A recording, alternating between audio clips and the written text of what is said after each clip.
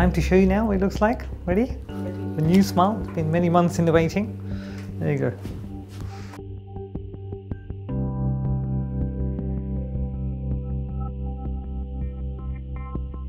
So this is just a setup showing all the different records we have taken either before or during the actual smile makeover process. All these things will now get sent to the laboratory so that the ceramist technician can do his work and make the porcelain restorations. So this is showing you the close-up detail of the honeycomb putty and wash technique impression. We've got very good detail marginally everywhere, no air blows at all. We've got no drags at the back because I'd syringed the material into the putty, which was good. So that's a very accurate impression, and I've been using these for now nearly 10 years, and really I can swear by every time I get precise records like this. This is the Dana jig for the face bow record that we took. So this was to the patient's right, the fork. The number 1 and 2 were facing us, and I'd locked number 1 first, then I'd locked number 2.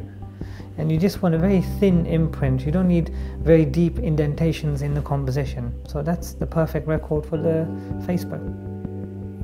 So here it's just a picture of the wax ups. My technician in this case has used blue wax, just for contrast reasons. Very good occlusal shape and carving, aesthetically and functionally correct. And by having superb wax ups made my life clinically really very easy. When I was doing the temporaries, you saw the flash was absolutely minimum and the finishing didn't take much time at all. This is just a pre-op upper model, and I often just make a few markings and things on there which helps me for the planning before I'm actually doing the case live. So here I've just indicated where I was doing the fibre post, where the veneers are going to be, where the bridge is. It just helps me on the day when I actually do the actual procedure. This is the lower articulated model. It's always important to check you got the molars all the way to the back and no blips or air blows. It looks all very accurate, that's why I didn't need to take any other impressions today for the lower. These are my definitive interocclusal records. They were taken in centric occlusion. I used O-bite, and these will make the technician's life very easy to articulate accurately.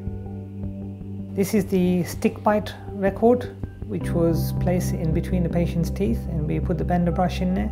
We've also taken digital photographs of the face whilst I was in place, and this ensures we get a nice horizontal plane to the smile, and the incisor ledges are not canted in any way, which is really important, especially in this case because there are multiple teeth missing and crowns anteriorly. These are my Luxabite interocclusal records as a second bite registration, just to be sure. So we've got 3 sections, left, right and anterior.